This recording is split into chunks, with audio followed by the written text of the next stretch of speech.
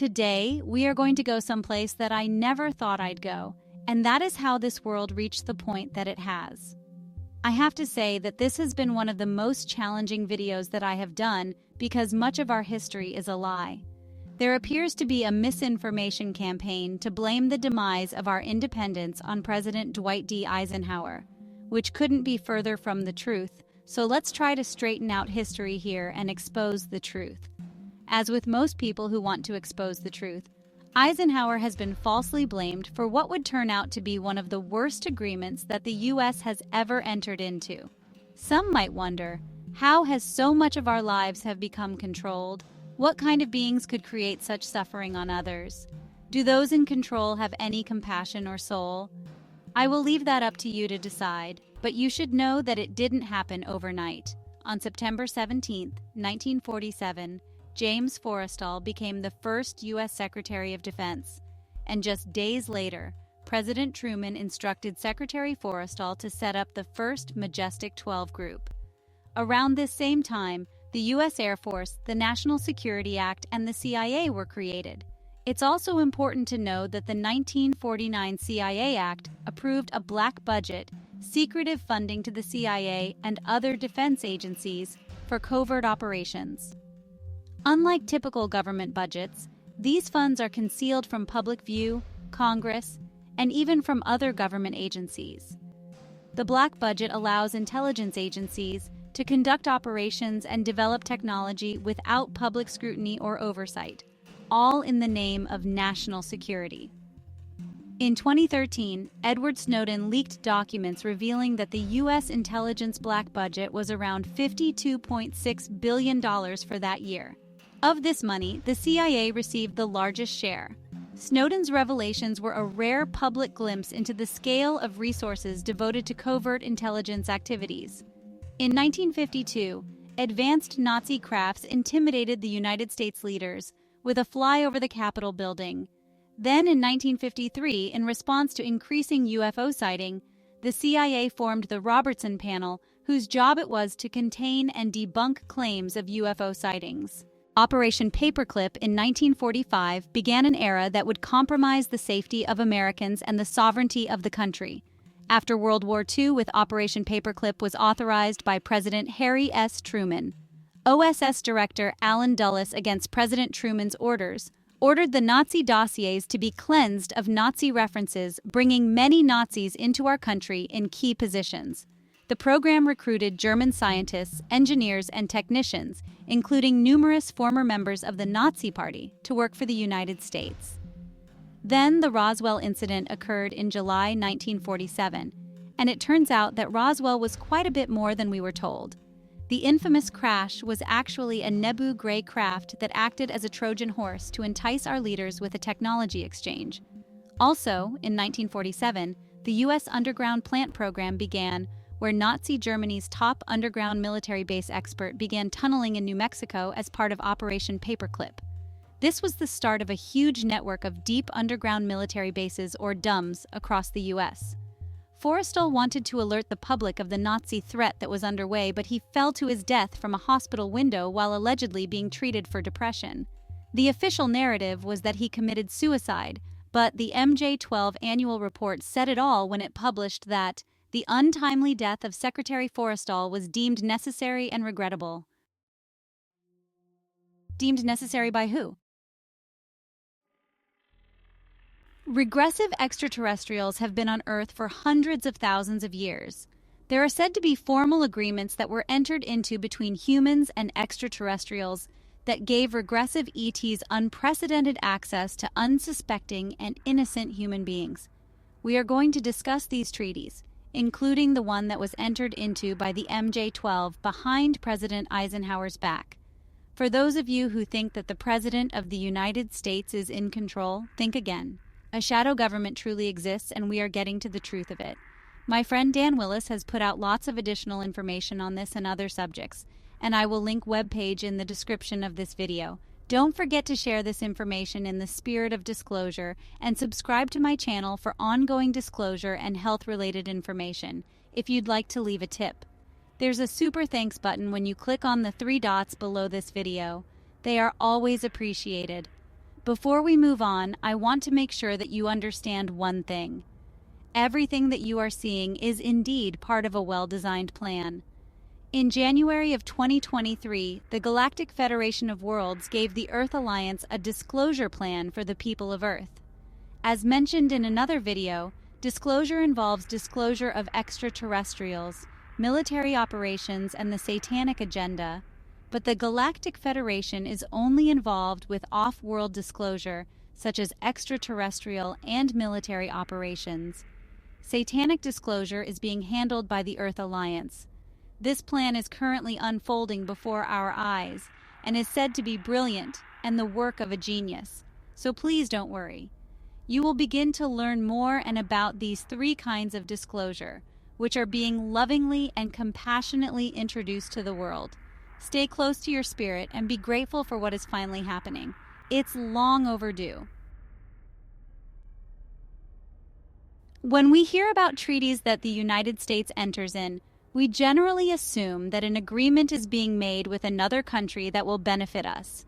But when we look deeper into some of these treaties, we find that we, the people, were the last ones to benefit from them. So that you understand, treaties are formal agreements between two or more sovereign states or international organizations. They are legally binding and cover various subjects, including trade, defense, environmental protection, human rights, and other areas of mutual concern. So we would assume that these treaties are made by humans with humans, but we could be wrong. There were reportedly two pivotal meetings that occurred back in the 50s. The first was between President Eisenhower and the Nordic Extraterrestrials. This meeting occurred on February 20th, 1954, when President Dwight D. Eisenhower abruptly went missing for 2 days during a vacation in Palm Springs. He was picked up and taken to Muroc Base, which is now Edwards Air Force Base in California. This top-secret meeting was with Nordic Extraterrestrials on behalf of the Galactic Federation of Worlds, and there were at least 4 other witnesses which we will discuss in the proof section of this video. There will also be links to documents in the description. These Nordics were known as Etherians at the time. They came here out of concern, telling us that we were on a path to destruction. They told us that we must stop killing each other, stop polluting the earth, stop raping the earth's natural resources, and learn to live in harmony. They also asked us to dismantle our nuclear weapons. At this time, no advanced technology was offered because they knew that we were not spiritually advanced enough to prevent the misuse of these technologies, but they offered us help in our spiritual development. The Galactic Federation also warned us about dealing with the Nebu Gray extraterrestrials and their German allies. President Eisenhower planned to make a public disclosure announcement on television and radio in May of that same year. Official records indicate that Eisenhower visited a dentist for a broken crown during this time that he was missing, but there will be secret documents disproving this later. Before President Eisenhower could make his disclosure announcement, the recently formed MJ-12 circumvented him and signed an agreement with the Nebu Grays, most likely to attain weapon technology from the Greys. Sadly, new weaponry was not consistent with Galactic Federation's goal to assist us with achieving a world of peace and prosperity. So let's look into this agreement a little deeper and see what they sold us for. The terms of the treaty included providing humans for the Nebu hybridization program. The Greys were allowed to harvest the DNA of American citizens for their hybridization project. Consequently, many of us on Earth could be the result of this program. The names of these subjects were allegedly required to be given to the Majestic 12. In exchange, the aliens would provide instructions and advanced technology to the United States government. The deal reportedly required strict secrecy about the existence of extraterrestrial beings and their technology, and that their existence not be disclosed to the people of Earth. By 1955, President Eisenhower had lost control of our government and had to enter into a surrender agreement with what had become the Nazi, Draco, and Orion Gray Alliance.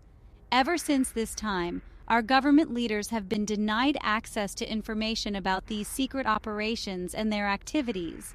It's important to understand that to this day, the U.S. government has never acknowledged the existence of such a treaty or meeting. nor have they officially acknowledged the existence of UFOs or extraterrestrials. The Galactic Federation of Worlds had patiently been working with our government since the 1940s. Their objective was to encourage human beings to pursue peaceful development, maintain ecological balance, and limit nuclear proliferation. Before he left office, President Dwight D. Eisenhower gave his farewell address on January 17, 1961. That speech famously warned the American public about the growing power and influence of what he termed the military-industrial complex. Specifically, Eisenhower stated that in the councils of government we must guard against the acquisition of unwarranted influence, whether sought or unsought, by the military-industrial complex. The potential for the disastrous rise of misplaced power exists and will persist. This was a prophetic warning of the state of our world today. Eisenhower continued with a call for balance. We must never let the weight of this combination endanger our liberties or democratic processes. We should take nothing for granted. Only an alert and knowledgeable citizenry can compel the proper meshing of the huge industrial and military machinery of defense with our peaceful methods and goals, so that security and liberty may prosper together. Ike was referring to the Nazi Fourth Reich that had infiltrated into the military-industrial complex. Let's look at what type of beings the United States allowed to experiment on us in this agreement. The Nebu Greys of Orion are a hive-minded, technologically advanced species involved in genetic experimentation and hybridization programs. They are frequently described as aligned with or subordinate to the Draco reptilians. Ranging from about 3 to 5 feet tall, they have smooth grayish or bluish-gray skin with hairless bald heads. The skin texture is said to be somewhat elastic, almost rubbery. Nebu Greys have large bulbous heads with large, prominent black eyes that are almond-shaped and lack visible pupils. Their bodies are slender and fragile-looking with long, thin arms and legs, with only 3 or 4 fingers on each hand. Their torsos are narrow, and they lack prominent muscular definition. Their mouths are generally described as tiny slits, rarely used for communication. Noses are either very small or entirely absent, often appearing as just 2 small nostril-like openings. With large hairless heads and very large, black, almond-shaped eyes, the Greys lack visible ears, nose, and lips, which are often just small openings. As mentioned, the Nebu Greys have a collective or hive mind consciousness. This means they might act more like components of a larger consciousness than as individuals, which is believed to make them highly efficient and unified in purpose. They are unemotional or emotionally detached, focusing on logic, intellect, and efficiency rather than personal desires. This lack of emotional depth and humor makes them appear cold and clinical. Nebu Greys are said to communicate telepathically, both with each other and with humans. Their telepathic abilities are highly advanced, allowing them to project thoughts, read minds, and even induce emotions or mental images. The Nebus are extremely intelligent, possessing advanced knowledge of technology, genetics, and biology. They're often described as master geneticists, involved in various hybridization and genetic manipulation projects. Nebu Greys are described as methodical problem solvers, more inclined to work towards a larger, long-term agenda, and they process information at least 1,000 times faster than a human mind.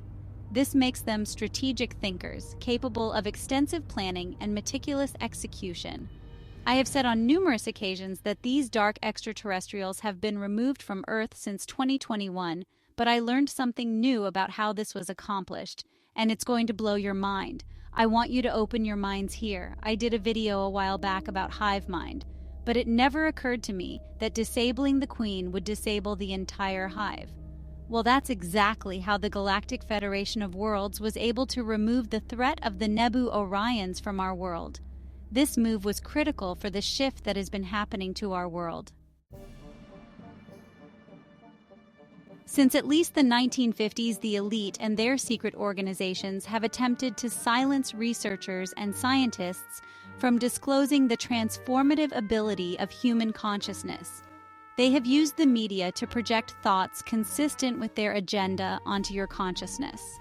They have engaged in a psychological program to mold the public perception of extraterrestrials and UFOs. Their argument was that full disclosure would create a panic among world religious leaders regarding our extraterrestrial contact. But when this psychological manipulation is unleashed on the masses, the manifestation is intensified, and we have become co-creators of the prison that they've built. A 1981 briefing to President Reagan by then CIA Director William Casey revealed the influence of the movie industry and how they helped to keep the public's minds open while concealing their secret aircraft. Casey has been quoted as saying that, "We'll know our disinformation program is complete when everything the American public believes is false." This is what we are dealing with. At this point, I would like to tell you about another regressive extraterrestrial species that has affected our world. In the 1930s, the Nazis entered into an alliance with reptilian Dracos and received advanced technology. This violated the Prime Directive, which was intended to limit or avoid the interference of one civilization or power with the natural development of another, especially in terms of sharing advanced technology. The Dracos or reptilians are a tall, powerful, and highly intelligent reptilian humanoid race with a militaristic and hierarchical society. They have been described as having scales, reptilian eyes, and some may have wings or ridges on their heads, which contributes to their intimidating appearance. Their skin colors range from green to brown to black, and the largest Dracos are sometimes described as royal Dracos or white Dracos, who are even larger and more powerful beings who often serve as leaders. Coincidentally, Kim Kardashian dressed up as a white reptilian Draco-like creature for Halloween. Is she trying to tell us something? They are technologically advanced and hostile towards humans. These are the ones that shapeshift to appear human. The Dracos are said to have become involved due to their alleged alliance with the Greys. This hierarchy suggests that the Dracos, being more dominant and militaristic, either allowed or directed the Greys to form alliances with human governments. The Dracos are often characterized as having a rigid, hierarchical society based on strength, intelligence, and lineage. Royal or elite Dracos are thought to hold ruling positions, commanding other castes or ranks. This strict hierarchy supposedly extends to their alliances with other extraterrestrial species, but there is just one alien species that they fear, which is the Negumac. Dracos are portrayed as conquerors, highly expansionist, and motivated by power. Their goals are often described as seeking dominance over other planets, harvesting resources, or exerting control over the species they encounter. Earth is of specific interest to them for its resources and strategic location. They are often described as masters of manipulation, using fear and control tactics to keep humanity in a lower vibrational state, making people more susceptible to control. The Dracos are technologically advanced, possessing superior spacefaring technology, energy weapons, and mental manipulation tools. They are also described as having psychic abilities, such as telepathy, mind control, and energy manipulation, which they use to influence or control others. With the assistance of their allies, the Greys, the Dracos are part of a broader coalition or empire. They can also be quite hostile to more benevolent extraterrestrial races, like the Pleiadians, who are believed to have been instrumental in the removal of the Dracos and Greys from Earth.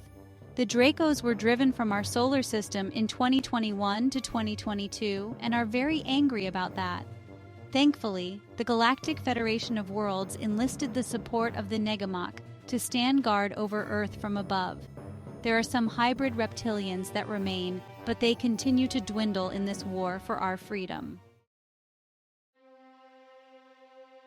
As one might expect, reptilian extraterrestrials cannot be trusted to hold up their end of a bargain, and they didn't. The Greys never transferred the technology promised. They provided only a few token ships and created terrible atrocities against mankind, including psychological manipulation, projecting fear-based control tactics, or energy harvesting to keep humans in lower states of consciousness, supposedly making it easier to influence global events. So we didn't get nearly the technology that we bargained for, and the human abductions were in the millions, which was more than we agreed to. The collaboration with governments enabled these Greys and Dracos to create underground bases for genetic hybridization programs and secret experiments across the world. The abduction of millions of human beings for the Greys hybrid program allowed them to surreptitiously integrate their bloodlines into mankind on Earth.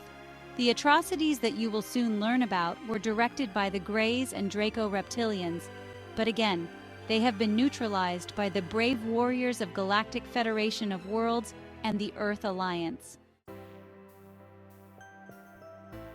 A Val Thor, also known as Valiant Thor. The Venusians also offered to help us between 1958 and 1961. It is widely reported that on March 16, 1957, a spacecraft landed in Alexandria, Virginia. Val Thor emerged and told local police he needed to see the president. He was taken to the Pentagon and then to the White House to meet with President Eisenhower, who allegedly gave Thor VIP status and allowed him to stay at the Pentagon for 3 years, from 1957 to 1960. Val Thor claimed to be from Venus and said his mission was to convince world leaders to deactivate their nuclear arsenals. His mission was to help humanity avoid self-destruction and to offer solutions to problems like poverty, disease, and energy shortages. You should know that Val Thor is the same being that many of you may have heard as Valiant Thor. That is the name given to him by Dr. Frank Stranges, who allegedly had meetings with Eisenhower and members of the Pentagon. While Eisenhower and his administration listened to Thor's proposals and Thor served as an advisor, they failed to heed his advice about dealing with predatory alien races. Thor's extended stay in the U.S. ended around 1960, and he allegedly returned to his home planet, though he may have maintained contact with select individuals. Just before publishing, I received some documents from declassified government records to substantiate that meetings occurred with President Eisenhower and that we were weeks from extraterrestrial disclosure. Please understand that these documents were scanned a very long time ago, so they aren't as clear as they would be today. But the links will be in the description for you to open and blow up these documents for verification. First, I'd like to show you a letter from Gerald Light, a notable UFO figure and metaphysical author at the time. This communication was to Meade Lane, director of Borderline Research Associates, which was established in 1945 to focus on the exploration of phenomena that exist at the intersection of science and the paranormal. The organization delved into areas such as parapsychology, the occult, psychic research, hypnosis, dowsing, radiesthesia, radionics, and telepathy. Lane had a particular interest in flying saucers, which was a significant aspect of the group's research. The first thing that I'd like you to note is that the first meeting between the Nordics and Eisenhower had quite a few others in attendance. In addition to Gerald Light and President Eisenhower, the delegation also included Franklin Allen, a journalist associated with the Hearst Newspapers Group. Edwin Norse, who was the first chairman of the Council of Economic Advisors appointed by Truman in 1946, and Bishop McIntyre, representing the Catholic Church, who has had an ongoing presence with the U.S. government regarding extraterrestrials. So let's look at this letter. Now listen closely. Light goes on to say that the reality of other plane aeroforms is now and forever removed from the realms of speculation. Show this to your non-believer friends, guys. He goes on to say that he saw 5 separate and distinct types of aircraft being studied and handled by our Air Force officials, with the assistance and permission of the Etherians. Additionally, Light reports that President Eisenhower was spirited over to Muroc one night during his visit to Palm Springs. And it is my conviction that he will ignore the terrific conflict between the various authorities and go directly to the people via radio and television, if this impasse continues much longer. The impasse that he spoke of was the fact that the Etherian deal did not include the transfer of technology. The next document is a document that was retrieved from a CIA file that I'd like you to see. The memo is from the director of the CIA, Allen Dulles, who was acting as MJ1. He was the first civilian director serving from 1953 to 1961. Allen Dulles was infamous for the Nazi infiltration and headed the new MJ-12 as MJ-1, who entered into the treaty with the Nebu Greys. In this memo, he is giving directives on how to handle questions related to extraterrestrials. As you can see, the memo basically says the following. In the event that the subject of UFOs comes up with the president, they should clarify the question to determine the reason it was brought up. A standard response should redirect the question. Under no circumstance should anyone say that they are a national security threat. The memo also directs that if the ETs become hostile, only then should full disclosure be made. They have been lying to us forever, guys. And to help you understand what kind of man CIA Director Dulles was, we have another burned 1961 top-secret memo by Dulles. Lancer was the code name for President John F. Kennedy, and Dulles was concerned that if MJ-12 activities were exposed, that JFK would eliminate MJ-12. The memo states, Lancer has made some inquiries regarding our activities which we cannot allow. There are thousands of documents that are in the CIA and other databases that prove that not only are extraterrestrials real, but that our government has been engaged in sleazy deals that harmed human beings since 1954. If and when all of this comes out, be prepared to hear misinformation. I can vouch that there is an existing campaign to paint President Eisenhower as the bad guy in this scenario, but the fact is that he truly wanted the best for mankind. His authority was usurped by the MJ-12, and his access to knowledge about or input into extraterrestrial activity was severed by secrecy. His administration had been infiltrated, and some of his key advisors were deep state controlled. This is what they do and why the cabal had to be neutralized before we could move on with the disclosure of powerful technologies. Change is underway, unfolding steadily, and while it may take time, each step brings humanity closer to the readiness needed for what lies ahead.